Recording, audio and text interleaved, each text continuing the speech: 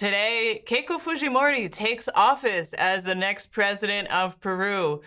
It is also Peru's Independence Day. This day was honestly quite shocking. Keiko had run for office several times in Peru. She is the daughter of Alberto Fujimori, who was a dictator in Peru, who changed his constitution, was responsible for several massacres, the forced sterilization of indigenous women, a very not well-revered person in Peruvian society. Yet Keiko Fujimori won the last elections in a very contested battle. Next week, Abelardo de la Espriella is going to be taking office in Colombia, August 7th. Next week or the following... No, it is next week. He's going to be taking office in Colombia. We've talked about Abelardo de la Espriella many times. He is a far-right former lawyer of drug traffickers, former owner of gelato shops, piano bars, and luxury clothing lines, but today has dedicated himself to attacking the left. He has vowed to cut ties with Nicaragua and Cuba and essentially advance Washington's policy. He wants to open an office in Colombia for the Shield of the Americas. So he is just really showing how dedicated he is to advancing Washington's line. Meanwhile, Brazil is getting ready for general elections in a couple months, where Lula da Silva, one of the sole remaining progressive leaders on the continent, on South America specifically, is going to face off against Jair Bolsonaro's son, who has vowed to free his father and, surprise, surprise, go after the left and end, participation in all of the regional mechanisms that exist in Latin America. So, this is a kind of a scary time for Latin America. The political map has changed quite a bit. So to understand all of this, what is the role of Donald Trump in advancing this agenda? Where do the people stand in all of this? We are joined by friend of the show, friend of mine, Stephanie Weatherbee Brito. She is with the International People's Assembly. Thank you, Stephanie, for joining us today. Thank you for having me on. Happy to be here. Well, Stephanie, it's a bit of a yikes year for Latin America, to say the least. The map, again, is one that's quite daunting, because in South America, and I'm saying South America very intentionally, all of the countries except Brazil, Uruguay, and to some extent Venezuela, because of its current relationship with the United States, are governed by the right, and in some cases governed by the extreme right, with very reactionary policies. Help us understand how this happened, because just 4 or 5 years ago, this map looked drastically different, and people were very excited about the tides of change in Latin America, second pink tide. So what is it? The people of South America, do they want the far right? How did we get here? Well, thanks for having me on the show. It's definitely a very difficult time in Latin America right now. And we're looking at a very difficult future for the left because of everything that has happened last year, where the left lost almost every election. And then January 3rd, with the kidnapping of Nicolás Maduro and Cilia Flores, obviously that makes the scenario in the continent much more unfavorable for the left. But I think that there's a few reasons why we're looking at a right-wing turn in the region. The first one is definitely geopolitics. The U.S. is refocusing on the continent. On the Western Hemisphere, it has been very openly stated that it is looking to reclaim influence that it has lost in the region. And this is in direct relation to its perception that it needs to level up in relation to China, that it needs to assert itself wherever it can, understanding that it cannot assert itself in the places where China has developed a stronger commercial, political, diplomatic relationships. And so Latin America is in that focus. And because of that, the United States is actively boosting right-wing governments, right-wing politics, and right-wing candidates across the region. The second reason is the economy. We have persistent inequality in every country in the continent, inequality that has not been able to be remedied even by the progressive governments, because this inequality is directly caused by the underdevelopment of our economies. Our economies are based on the export of raw materials, They're based on on producing things that don't have a lot of added value. And so it's very difficult to create stable growth and good wealth redistribution when you have economies that are so dependent.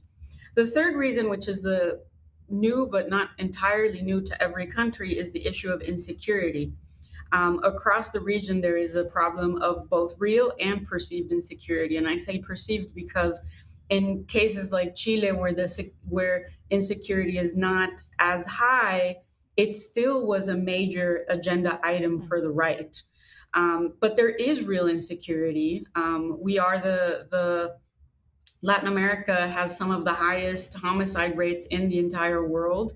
And this insecurity is caused by a variety of illegal criminal organizations acting in the region, both in the trafficking of drugs, in illegal mining, and human smuggling, as well as human trafficking. And all of this has come together to create a perceived feeling that we are all under threat and that we need strong governments that will confront this. And the perception that the right has built is that they have the willingness and the kind of decisiveness to confront this. And so iron-fisted politics are becoming more popular in Latin America precisely because of this insecurity. And the United States is very actively working in that sphere to say, we are your partner to confront this kind of insecurity. You may see in China a partner for economic trade, and maybe we can't offer you something on that area because the kind of trade agreements that China is building are irreplaceable for these governments. But what the United States is saying is, we're your security partner, though, and we're going to help you confront these criminal organizations that are threatening the livelihoods of people across the continent. And so there's this false perception based on some real situations that the main problem in the continent is security. And I think that that has contributed to the growth of the right as well. And what we're looking at is not precisely a growth of the right as much as what we're seeing is extreme political polarization taking roots. And what is happening is that people are either moving to one of the two extremes, or they're becoming disenfranchised. They don't believe in the political system anymore. They don't believe in the democratic process, which is the case in, I think Peru is a great example of that. The elections in Peru were very contested. Keiko did not win by a huge margin. But what was most notable is that there was a lot of polled people were saying that, the political system that we have in place doesn't work at all. We don't have a democracy. And you can't blame them for thinking that. I mean, Peru has been racked by one political crisis after another. And Peru is actually a great example of a country where criminal organizations have carried out pretty successful institutional capture. And so the kind of links between the different political parties and municipal governments and the legislature with all kinds of criminal organizations is quite deep. And so I think that all of this is producing what I, said, this kind of polarization in both directions, but with the added benefit for the right that the United States is helping them. The United States is helping to legitimize them, to provide them certain tools, strategies, and also military backing.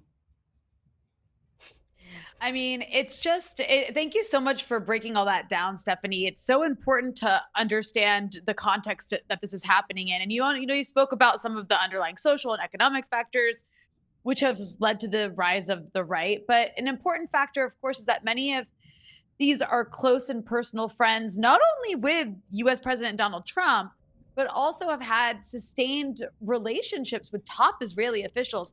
So, what role has Trump played in fomenting what scholar and friend of the show, Vijay Prashad, has termed the angry tide?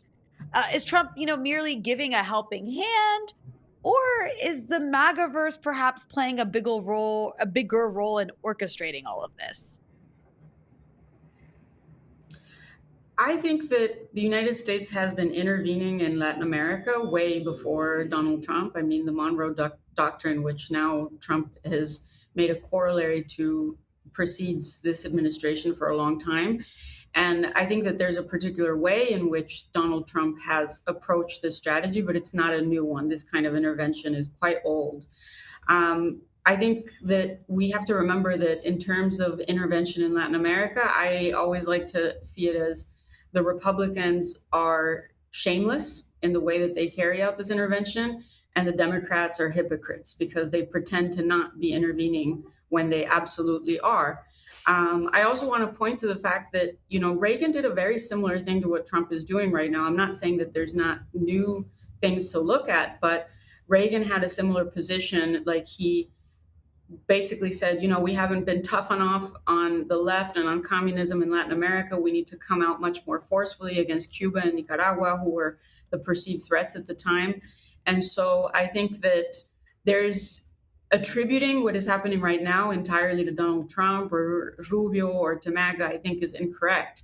I do think that it's, again, we have to look at the history of this kind of intervention because it's been built over many years, and it's relied on, first of all, think tanks that have penetrated the political landscape in Latin America to disseminate, neoliberal gospel and defend the kind of political system that the United States thinks is favorable to them. American universities have educated much of the public officials and presidents of Latin America for decades. Militarization has helped to also exert influence over our countries and our sovereignties.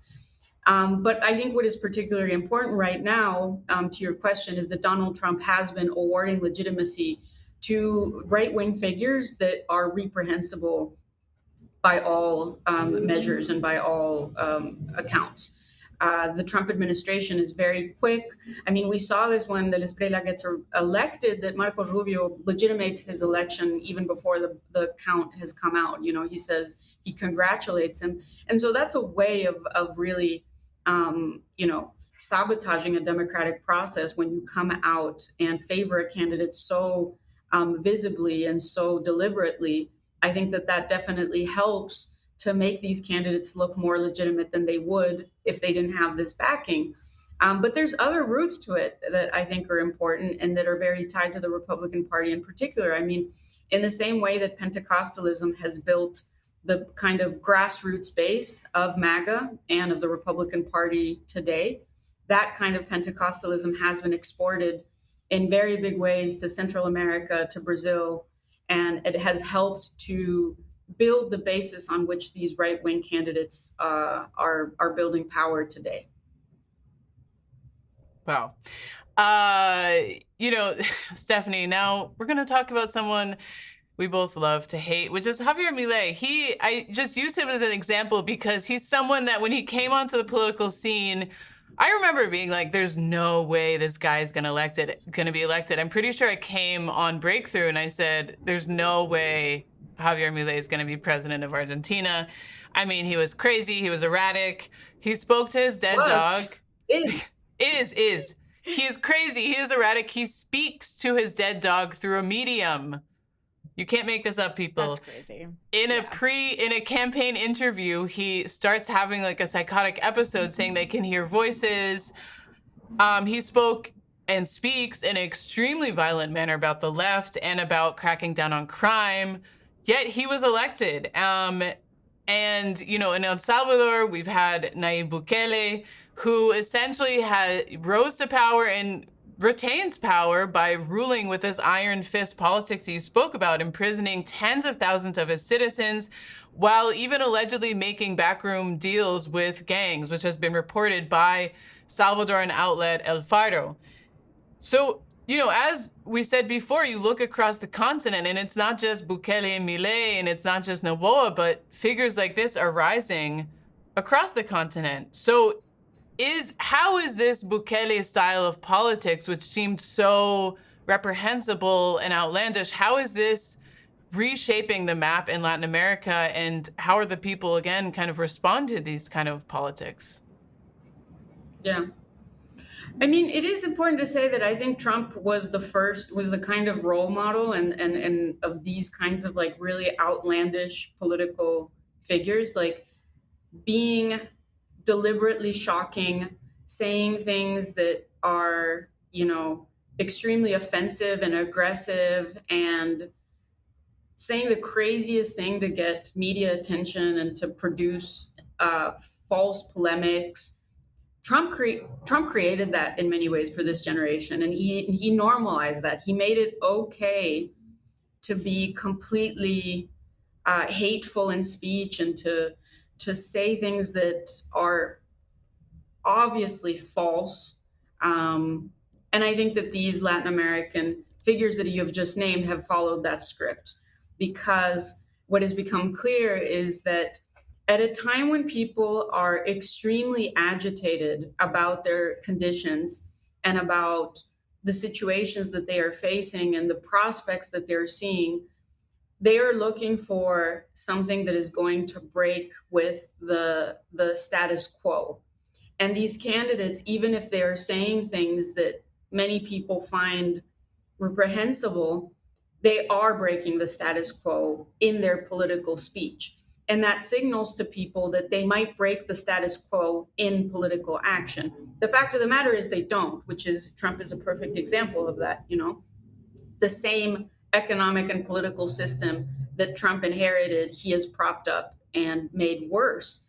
But something about the way that these candidates project themselves convinces part of the population that they are the kind of disruption that is needed. And so, of course, they are breaking with the way in which politics on the continent had been working for many times, because before the left was building an opposition to a neoliberal center right or a neoliberal right. And now the left is facing a much more radical right that is, while in the United States, you see the right really focused on immigration and this sort of defense of, Americanism and American values and propping up law and order against immigrants and against the left. Now, what we're seeing in Latin America is a right wing that is upholding the banner of security and of a hard politics against crime and against also any kind of discourse, speech, or politics that appear to threaten Christian values. And so there's a lot in common between the right in North America and in Latin America.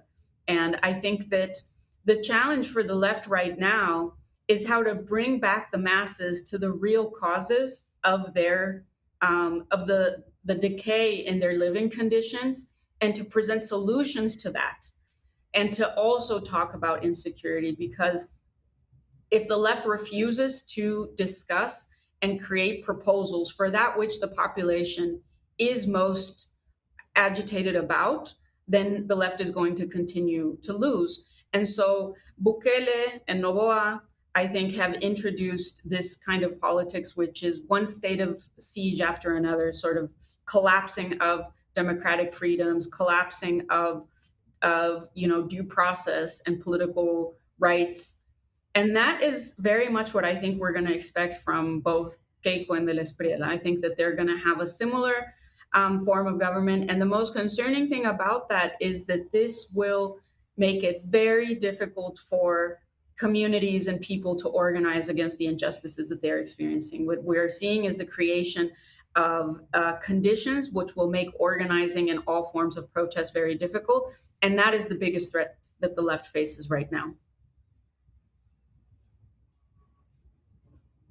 And Peru both have histories of extremely violent repression of movements.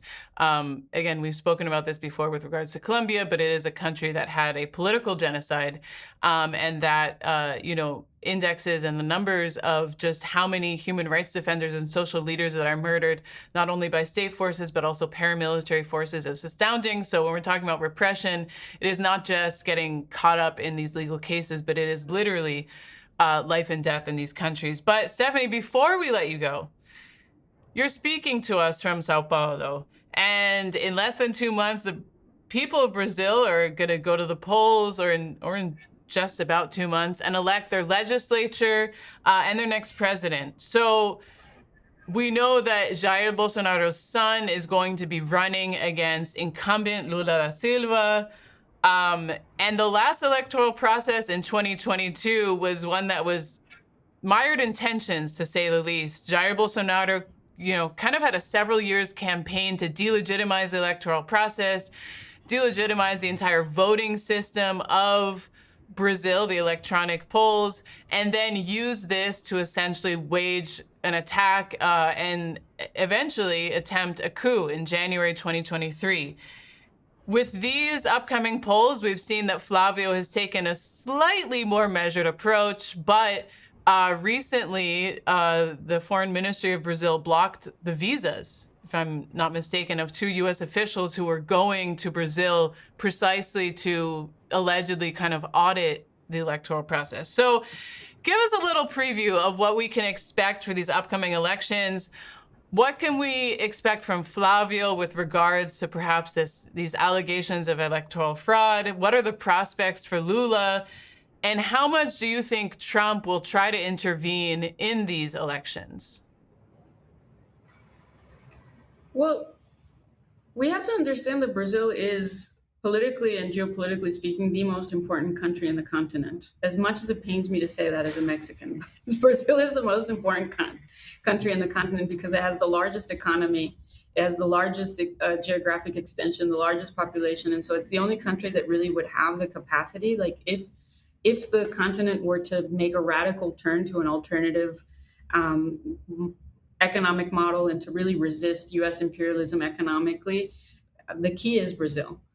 Brazil has the capacity to do that. The problem is that the Brazilian elites have historically been very subservient to the United States and have agreed to be an underdog to US foreign policy. Now, the PT has broken that to some extent, but it's not possible to break it only from the level of the political system. It has to be broken from the level of the economic foundation of the country. And that has been very difficult to do because you have still, like I said, a very powerful agro elite in the country, right? And now that elite is also controlling some of the biggest, future sectors of the economy, which is mining, right? Brazil has a lot of mining wealth. All that to say that Trump is definitely going to intervene very heavily in this election. Brazil holds the keys to a lot of the critical minerals that the United States wants to have unilateral access to. And the United States has come to understand after its most recent trade, war with China, the importance of rare earth minerals. And Brazil has them. Brazil has a lot of them. And so it's very unlikely that the United States has been intervening as openly, actively in the elections around Brazil, and that it wouldn't do that in Brazil. It is true that Trump has also tried to pacify relations with Lula and tried to, kind of build some line of dialogue to take the temperature down on what was at times a very tense relationship. But Lula is definitely not, Lula and the PT more specifically, it's not just Lula, the PT is not the chosen, political partner of the United States in Brazil. And so their ultimate goal is to shore up the right. And at this point, that means Flavio Bolsonaro, who is not as, has been faced with a lot of controversy in the past year because the Bolsonaros are, very, very corrupt. And at this point, everybody knows about the connections that the Bolsonaros have to all kinds of corruption schemes and also to militias, which is very controversial in Brazil because militias are at the heart of the security problem in many states in Brazil. And so because Bolsonaro is facing a crisis of legitimacy, the Bolsonaro family is facing a crisis of legitimacy, they need to put into question the electoral system as a way of continuing to build a base, even if they do get defeated electorally in the election that's coming up. It's very soon to tell what's going to happen. What we're looking at now is a potential division of the right vote, because if the governor of Minas, who is also a fascist, is also running for president, Romeu Zema, and so that is going to, to some level, going to divide the right-wing vote between Bolsonaro and Zema. But that doesn't mean that the PT and Lula have a path to election that is not going to be met with certain obstacles. The Lula government has not delivered the kind of gains to the people that people expected. It's been a government that has been successful, but not wildly successful. Precisely because what I said earlier, progressive governments cannot deliver the kind of transformations if we don't transform the base of the economy. And that's been the case with Lula. It's also, Lula has governed in a very unfavorable period where regional integration has gone by the wayside. And so building alternative economic partnerships or building other solutions that don't rely on the United States is not easy right now. And so Lula is also going to face somewhat of an uphill battle. He is leading in the polls. He has been able to gather around him the major figures of the left and the social democratic left.